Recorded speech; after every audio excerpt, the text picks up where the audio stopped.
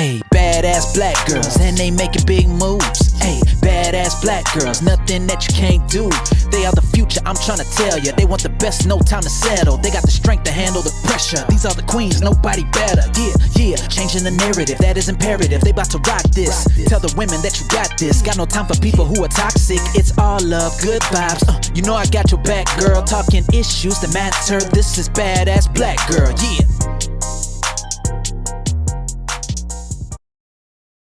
Hey, how are you? I'm doing Good. well. Thank you so much for agreeing to meet with me. This is so It's good to exciting. It's see such you. an Yeah, honor. Thank you. Thank you. it's my I, pleasure. I have to say, I was a middle school teacher for many years, and the best day was always when I taught your poems to my kids. So now meeting you and talking to you about your career, your journey, it's really, really exciting. Oh, thank you very much. I'm glad. Thank you. Well, I guess I'm going to start with some questions that actually my team members sent my way. They knew that we were going to meet today and Right. they got really excited. And the first question I have for you is, well, it's about your journey. People always see the results, right? Someone becomes a legend, and the poetry is so beautiful and inspiring and life changing. But they were wondering if you could share a few moments in your life when you really doubted yourself and how you managed to remain on the path and Oh, continue producing such marvelous work. well, thank you for the comment. But actually, I don't think writers doubt themselves. I think it's a bad idea, and I think that what you have to do, especially if you're interested uh, in sharing your stories or sharing your thoughts or imagining what you want to talk about, is letting yourself do it. And so many young people, especially, are always judging what other people will think about them.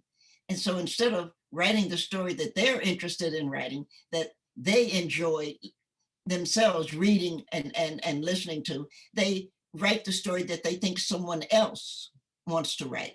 And that's not a good, wants them to write. It's not a good idea. You have to remember you are your first reader. That the first person, no matter what it is that you've written, you are the first person who reads it. So you have to be the first person who's pleased with it. You have to say, if it's supposed to be funny, you should be laughing. If it's supposed to be sad, you should be, crying, or it should respond to you, and you are the first responder to your writing. And I think that gets lost because so many writers, especially today, they don't want to write the story. What they want is, how do I sell it to a movie, or how do I get an agent, or how do I, become a bestseller or something crazy. And you have to realize that most of the writers, including my generation, all the way up to most of the writers, actually, weren't even published until they were dead. The Dickinsons. Look at all of the writers who wrote and wrote and wrote and were not published until they were gone, and certainly were not recognized as being classical and being great. And look at the Harlem Renaissance. Look at a County Cullen. A lot of people have even forgotten Paul Lawrence Dunbar. And you don't write so that people will remember you. You write because you're telling the truth and telling the story that you know. And maybe it's 100 years, maybe it's 50 years, or maybe you get lucky and you get a bestseller. Who knows? But you don't write for the bestseller. You write for the truth of the story. This is beautiful. And I think it's a lesson that everybody should learn, particularly writers, but anyone, whatever field they're involved in, this idea of doing it for the right reason, embracing their passion for the right reasons.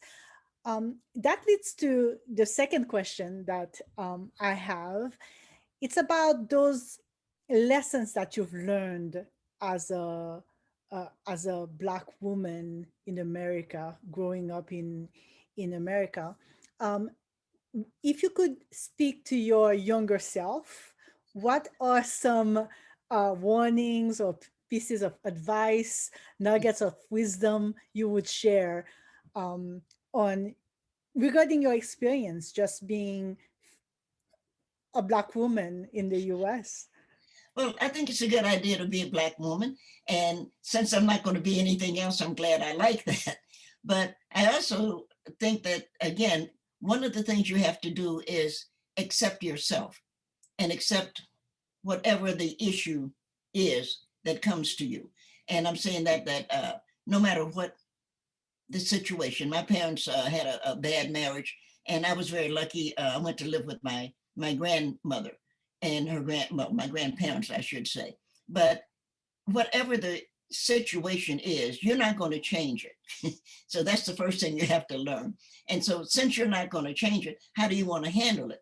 Well, the first thing you want to do is you want to make sure that you stay as warm and as safe as you can. And safe is not uh, that nobody's going to bother you. Safe is that you remain sane. My generation, which I am very proud of my generation, I think we did an incredible job. My generation fought and won the battle against segregation. What a lot of people did not realize about my generation and the battle that we fought is that winning the battle against segregation did not mean winning the battle against racism or against hatred.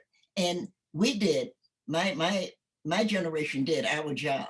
And of course, one of our great people, and he was a he, but there are some great women, many great women, is John Lewis. He was always talking about good trouble. Well, you go out and you do what you have to do. But when you look at what John and what Fannie Lou Hamer, you look at what the Black women did in bringing the voting rights together. And then you look at what, in stepping on those shoulders, you look at what the Black Lives Matter did. So my generation did civil rights, which was a good and important thing. Fighting in America for civil rights was very necessary. But the women, now we're speaking of the women who came behind us, who we reared actually, are Black Lives Matter, and that becomes a global. Black Lives Matter is global. So you saw when which was sad, but you saw when George Floyd was assassinated by the police officer, you saw all over the globe people protested that, and that's what's important. That we do what we are supposed to do, and I'm saying that to you're saying what do you do? You do what you can do and what you're supposed to do. You can't do any more. But the next group that comes is going to do what they can do. So one of the jobs you have actually is to make sure you get out of their way. Because one of the, that's the truth, a lot of the older people, you have to remember, Roy Wilkins, which a lot of people don't know, Roy Wilkins didn't appreciate Martin Luther King, and Martin Luther King did not appreciate the Black Panthers. You have all of and that's because they kept getting in the way, and everybody kept thinking, you should do it my way. And the next generation should do it the way that they should do it. So our generation did it our way, and as we came along, of course, Black Lives Matter is incredible. And we had 3 women who brought that together. That's incredible that they were able to take a civil rights movement and make it a global rights movement. Incredible. Thank you so much for this answer. And you mentioned Fannie Lou Hamer, and I remember reading a biography and just being amazed at what was at stake for her, for the work that she did and the attacks on her family. And I was thinking that some things have changed, but so many things have stayed the same in the US, and that voices of Black women remain so important, right? And that gets me to my next question. What are some modern poets that you really like? We're always curious about what successful writers read. So if you could tell us a little bit about that, that would be great. Well, I actually read a lot of YA, a lot of young adults. And it's what I've been teaching lately, and it's what I actually love, because the first books, the first stories that we hear are children's stories. It's the stories that our mothers tell us. It's like music. The first songs that we hear are the songs that our mothers sing to us. So I am reading, of course, Renee Watson, because I really love her and the work that she does. I'm reading Kwame Alexander, of course, also. But we have a lot of young writers who are beginning to tell their story in their own way. And I think that's what's important, is that you tell your story your own way. I don't read a lot of fiction.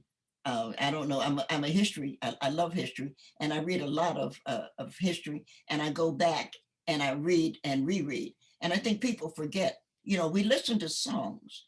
We will listen to music that we like. We'll listen to the song over again and over again, and we'll actually memorize it. We just love it. We'll be humming it. We can take it with us. And people don't think about it, but we need to also remember the stories that we've heard. And we need to read, and I reread books over and over again. So I probably haven't read as many books as I should, but I've read the same book again and again. And you read it and you think, oh, I wonder what happened here. I wonder what happened. And you begin to learn things. You look at the fairy tales and you say, what really was going on there? And you do it over and over again, because you're teaching yourself something. You mentioned authors that you like. You mentioned songs, and your face lit up. And I'm wondering what else makes Nikki happy. I think it's a good idea to be alive. So I'll start with that. I think that any of us are lucky to, today, because life is very tenuous.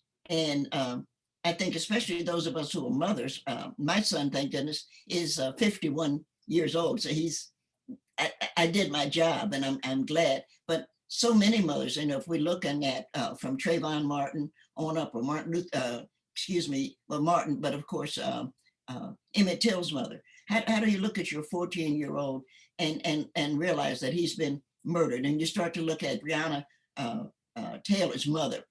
How do you look at that? So it's good to be alive. And I think that young people have to realize that's a part of our obligation, is to take care of ourselves. And I'm not really good in things like, I don't, eat vegan, and, I don't, I eat too much salt and things like that. I know that I do. But I think that it's good, this life that we have, we are making sure that we share the love that we have of the people that we love. That's important too, because it's teenagers, of course, are the worst period. So if they ever can get through the teenage years, everything will be so much better. There's nothing worse than being, a teenager. But it's important that you recognize that a part of what you owe in this life that you're living is the ancestors from 200 years ago. And they were trying to hold on so that at some point you would be here. I say that to my students. I'm still teaching and I love it, but you don't really go to school. You don't go to college just because you need it, because actually in this world, anything that you need to learn, they're going to teach you. Amazon's going to teach you. Google's going to teach you, whoever it is.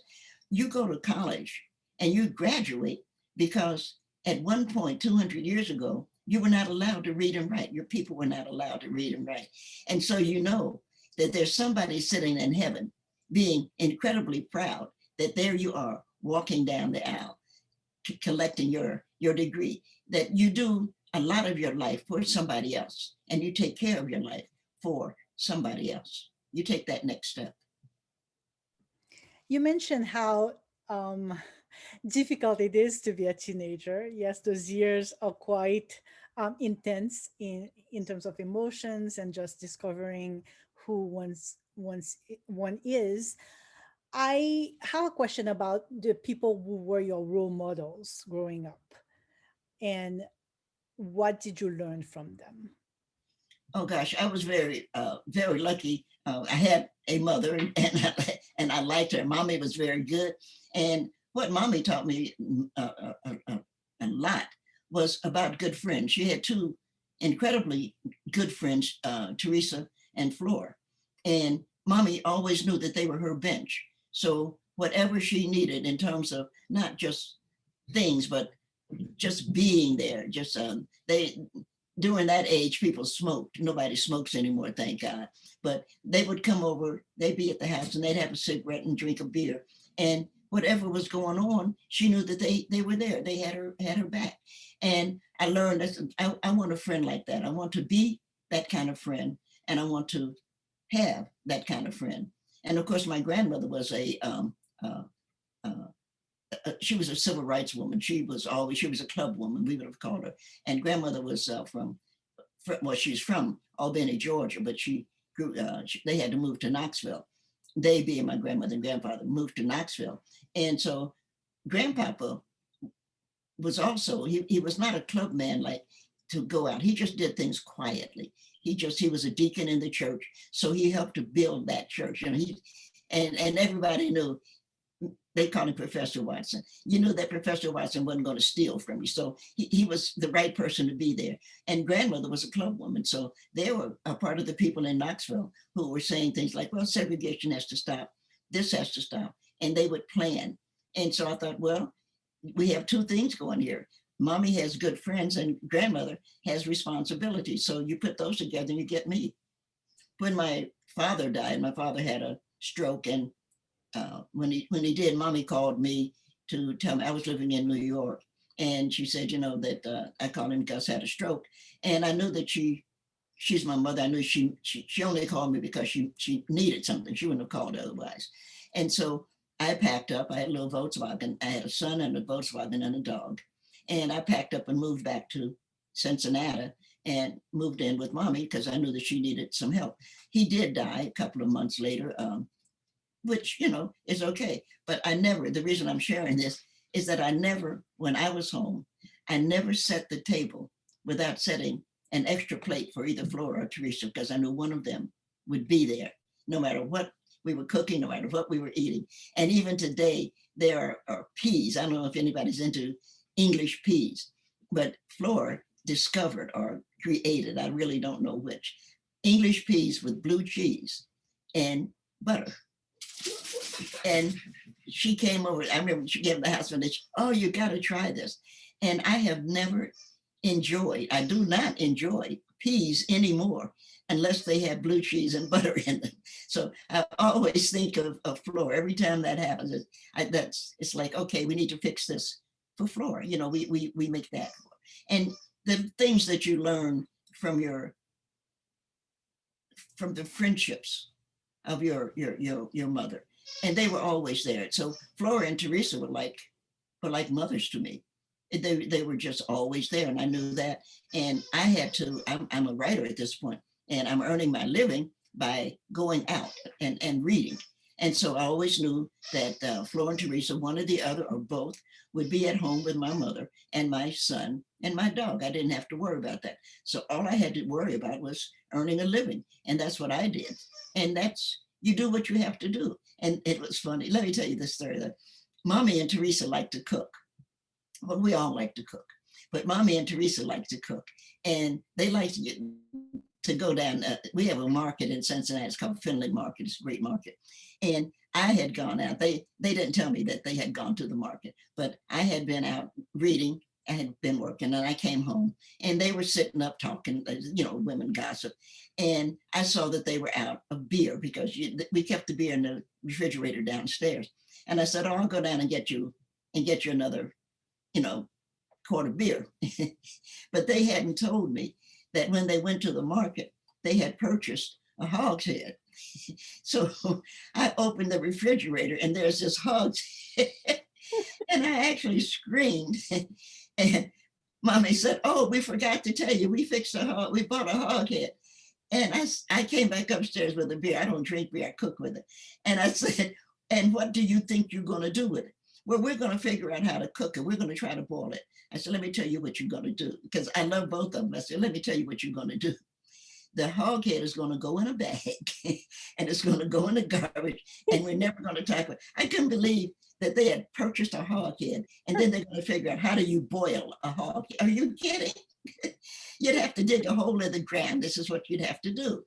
If you were Alabama or Mississippi, you'd have to dig a hole in the ground, put the actually wood, start that, and then put the hog head, then cut. Yeah. So you kidding? Oh my God. You cannot do that, and you must never buy another hog head and not tell me that you're thinking about doing. I couldn't believe it. But Mommy and Teresa did things like that. That's the way they cooked. So you always had, you never knew what you were going to open the refrigerator and get. That's an amazing story. Thank you so much for sharing this. Now, I want to hear more stories. What about you and your friends? I have friends, and now that my mother's she's passed now for 14 years, and Flora has passed for 16, and Teresa passed before that. So Teresa died, and then Flora, and then Mommy. And so I've had friends. I have friends, and I'm fortunate, and I talk to them. And now I'm beginning to lose friends now, and then that's kind of sad too, because Maya was a friend. She only lived 2 hours away, and sometimes she would call and we would gossip. But she'd say, "Come on down." She lived in Winston-Salem, and I'd go down and talk to her. Toni Morrison was a good friend, and I always enjoyed going up. Toni had a bunch of houses, but the one that I knew was in upstate New York. And I would take the train and go up, and we'd have lunch, and so I had a couple of friends and I have a couple of friends. And Jenny, the name that you see on the on the thing here says Virginia Fowler, because I'm sitting in her office because I don't know how to Zoom, but and we call her Jenny. And Jenny is a dear friend, and I would be absolutely lost without her. And I have friends, but I don't have a lot of good friends, and I don't have a lot of good books. You don't need a lot of good of anything. You need just a couple of good ones. You don't need a bunch. That is true. Yeah. You talked a little about ancestors, and how important it is to know them. And I got curious about some advice that you may have for young people who want to celebrate their roots, their ancestors on a daily basis. I'm asking because I am originally from Haiti, and my dream was to move to America my entire life. So I always valued American culture more than Haitian culture. But when I moved here, it flip flopped. I was missing Haiti, and everything became about Haiti. And I discovered the Black culture here in America. And I can say that every day I spend some time just discovering more about my culture at home in Haiti, but also the African American culture in the US.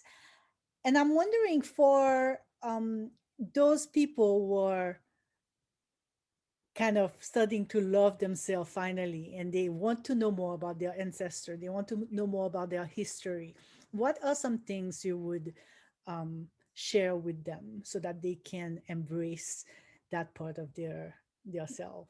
Well, you do know, of course, that Haiti was the first democracy in the New World, and that's something that a lot of people do not know. And you do know that the situation, I don't know what to call it, but the Santo Domingo and Haiti have problems that they should not have had, and Haiti has continued to have problems. And of course, I would also, I don't know the value of the president who was recently assassinated, and his wife who is injured. But as you know, a couple of days ago, there was assassination, and it's not the better way to conduct ourselves. But I would also point out to you, just as someone I don't really know, but someone I talked to, one of the most brilliant writers in the English language right now is a young woman named Edwidge Danticat. Yes. And Edwidge is Haitian, and she's here with us. It's if America, and I would be embarrassed if I felt more American, if America would quit trying to own the Caribbean. What they're doing to Cuba is wrong. What they're doing in Haiti is wrong. What we're doing all over, because America wants to control everything. And people like Donald Trump, who is an evil, man wants to make money off of everybody. And that needs to stop. And we in the, I've always wondered, let me put it another way. I have always wondered why the United States became, now we know about the Civil War and all of that, but it became the United States. I've always wondered why the Caribbean hasn't become the United Caribbean, because I think it would only make sense that that entire area come together as a group. Because right now you're fighting battles that just can't be good for anybody. I think it's wonderful. Haiti, by the way, you know, has a great culinary situation. So anybody that can cook is pretty good. And I'm glad that Papa Doc and Baby Doc are dead, because they were as evil as Donald Trump. And you're always glad to see the evil people be dead. And so we need to find a way to, we need to find a way to be proud of ourselves and to be proud of where we came from, because one, we cannot be unproud. There's no way to undo where we are. And we have to look at the history of Haiti. Look at what Haiti did. They were the first, no matter what the United States tries to say. And no matter how much the United States wants to sort of laugh at us because, and I say, I mean, because we're of color, Haiti has a great history, and it had a lot to teach the United States. And I think if you're having a Haitian background, particularly, this is something you want to look at. Thank you so much for your answer. What about for young people in America who want to um, re-embrace their roots and their ancestors? Well, we're all, the thing about America, you know, America is a stew or a flag or whatever comes together. America, there's no such thing, and I've always been amazed that they're trying to do it, that there's no such thing as white nationalism, because there's not a white person in America, if we were taking their DNA, that wouldn't have black blood, that rich or poor, that Americans have come together, and we have, and I said a stew because everybody has come together, and the language has come together, and the food has come together. So I would say to, as I had to say, as we all had to say to ourselves, this is ridiculous. What do you mean? As Rosa Parks said, what do you mean this is your seat? I paid my dime, and I'm sick of it. I'm not going to give up. And so the bus driver could say, well, I'm going to have you arrested. She said, fine, do whatever you're going to do, but I'm going to do what I have to do. And there's a great history of how this country came together and how we are still together. We are not a single entity. We are not white or black or brown or yellow. And it's time that is way time that stopped. And when you look at all of the people, you looked at what happened January the 6th. It's the most disgusting thing that you ever saw in your life, that some group of people who wanted to call themselves white attacked their own country, their own nation. That is the dumbest thing. And nobody wants to admit that Donald Trump should be tried for treason. And he should be, because he committed treason. And nobody wants to even say that. Well, maybe he didn't. No, Donald Trump committed treason against the United States. And the next generation, or the one after that, is going to come up with that, because it's true. That's what happened. And I think that we have to recognize that America is, and the old, you're too young to remember, but the old motto used to be out of many, one. And it was Eisenhower, who was I don't want to say necessarily a racist or whatever, but it was Eisenhower who was definitely being pushed by the right wing, who changed it to "In God We Trust," because everybody doesn't trust God. I do.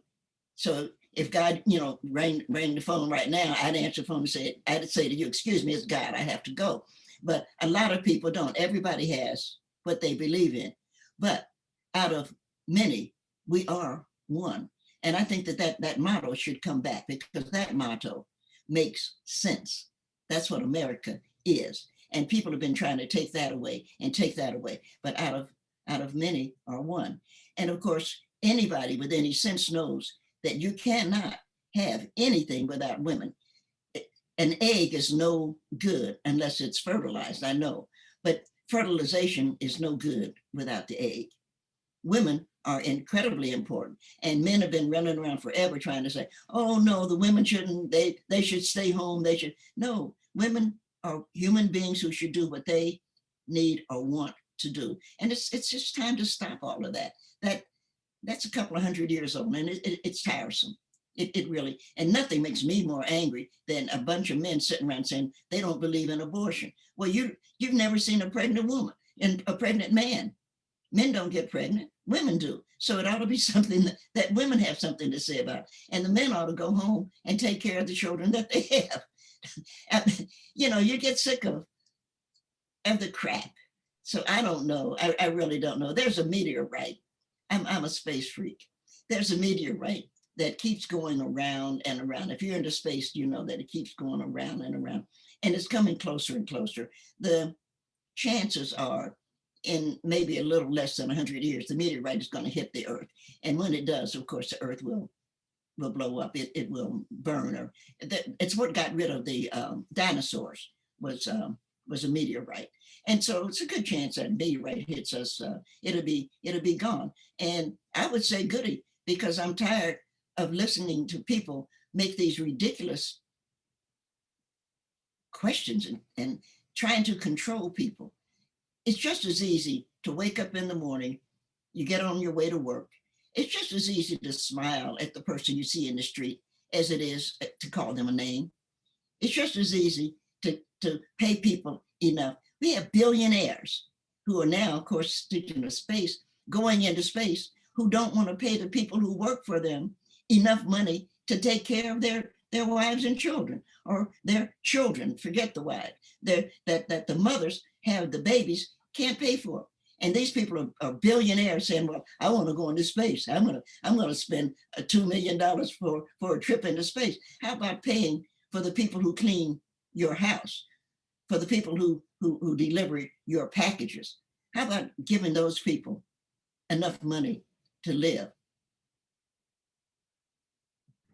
Thank you so much. That was the perfect answer. And I was wondering if it would be possible to end this interview with maybe you sharing one of your poems. I don't know if I'm asking for too much. No, you're not asking too much. I just don't have any poems unfortunately, I'm not having any in here because I'm not in my room. And you might say, well, don't you memorize it? Because the hip hop generation memorizes because they're more song than poetry. And I bet you couldn't find 5 poets who memorize their poems because we don't memorize, we go on. If you memorize, let me say this about that. If you memorize your poems, you're going to trap yourself because you'll say to yourself, oh, I wonder if I said the wrong thing. But if you don't, if you do the best poem you can and then take another step, then you're free to grow. And as a writer, you want to grow. So I'm sitting here being embarrassed because I don't have a poem and I didn't bring my book. I didn't get my book in because everybody was running late. And I just got back from Iceland. Oh, We wow. were, yeah, it's incredible. The waterfalls and the volcanoes and what they're doing there is incredible. And so I'm just really packed up. And so I'm embarrassed to say I don't have a poem that I can read for you right now, but maybe you'll invite me back some other time and I'll be better prepared. I love that. In the meantime, um, maybe it's not a fair question, but of all the poems you've written, which one is your favorite? Oh, um, I like most of them. Some of them are not as good as I would have wished they had been, but I enjoy what I write at the time that I write it, and I do the best. And that's what I would say to your young writers. I do the best that I can do, and I know that the poem that I present is the best that I can present. It doesn't mean it's the best poem. It just means it's the best I can do on that day. And I think you can't put too much pressure on yourself. You know, you have to say, okay, this is the best that I can do. And it goes in that book and I'm going on. So the new book is called Make Me Rain, which is Make Me Rain is a love poem. And, you know, it just kind of, I'm writing poems and it goes in there. But when I finished it, and you kind of know when you're finished, and turned it into my editor and we finished everything. But then another idea, because I've been dealing with some birds, because I love birds and I have my fish. And so I started writing that and I realized I have leftover poems. And so now I've got the leftover poems and I said, oh, what should I do with the leftover poems? And so I do have a, what are these things, computer. And so I said, oh, I should put them in a file, but files have to have names. So I put it in the new book. So the next book that's gonna come is going to be called The New Book, because that's the poem that's going to have that's the book that's going to have all of the poems that didn't make it into Make Me Rain. And there, a lot of that is going to be nature because we live with nature, and nature is important. And I contribute to the donkeys. There's a donkey farm that they're protecting donkeys. And I think it's so important. A friend of mine said, well, why are you sending money to donkeys? And I'm just a poor, I don't have a lot of money. But I said, you know, if a donkey was good enough for Mary, it's good enough for me. And we seem to forget what donkeys have done. If donkey can carry the Lord, then I can certainly contribute something to help make, because people are crazy. People beat donkeys and stuff for no reason, but people are crazy for no reason. So you just try to remember, and you just hope that something comforts. And so that's what I did. But if you do ever invite me back again, I will have my donkey poem for you. Thank you so much for your time today. It was fantastic hearing you speak. And as I mentioned at the beginning, it's a wonderful day for me just to be in your presence, although virtually, but I was looking forward to it for so long. And I can't thank you enough for allowing me to talk to you for this moment. It was brief, so yes, definitely, I would love to chat a little bit more at some later time. Thank you so much for inviting me. And be sure, if you haven't, be sure you read Edwidge. Absolutely, yes. Oh, Actually, Edwidge and I were friends, yeah. so I Oh, know her work very well. She's then tell her amazing. I said, yeah, tell her I said hi if you talk to her. Thank you. I Yeah, know. Thank you. Talk to you again soon. I hope so. Thank you. Bye bye. Bye-bye.